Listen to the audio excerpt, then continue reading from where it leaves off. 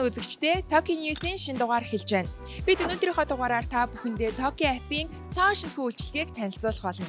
Энэ бол Tokyo App хэрэглэгчдийнхээ худалдаа авалтын тав тухыг дэмжих зорилготойгоор хүссэн бараа бүтээгдэхүүнээ урьдчилгаа шимтгэлгүй хүүгүүгээр хуваан төлж авах боломжтой Tokyo Pay Later үйлчилгээ. Одоо бүгдээрээ энэ үйлчилгээг хамтдаа туршиж үзцгээе.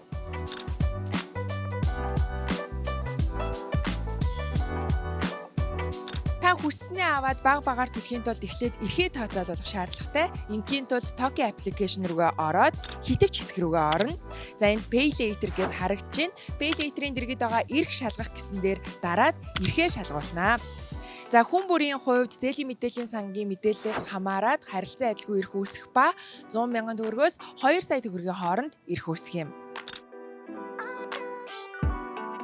Дараа төлөх үйлчлэгийг ашиглан худалдаа авалт хийх үед хэрэглэгч апп руугаа орно. За худалдагчид хэлж бүртгэлээ баталгаажуулна. Банкны аппликейшн руугаа орно гэх мэтчлэн ойролцоогоос 5-аас 10 минутыг зарцуулдаг гэсэн судалгаа байд юм байна. Тэгвэл Tokyo Pay Later энэ бүх үйлдэлийг өртөө 10 секунд болгож шинжилж чадсан байна. За өөрөөр хэлбэл худалдаа авагч очор дараал үүсгэсэндээ сандарч мэгдэж зогсохгүй. За кассын ажилтан ч гэсэн түргэн шуурхай үйлчлэх боломжтой байна. Тэгвэл одоо бүгдээрээ хамтдаа худалдаа авалт хийж үзцгээе.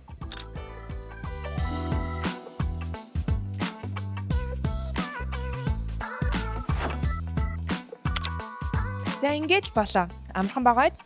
За бас нэг давуу тал нь хэрвээ та бүхэн анзаарсан бол хэрэглэгч заавал дараа төлөх үйлчилгээ ашиглан төлбөрөө төлөё гэдгээ хэлэх шаардлагагүй юм байна. Зөвхөн Tokyo-гоор төлөе гэхтэл хангалттай.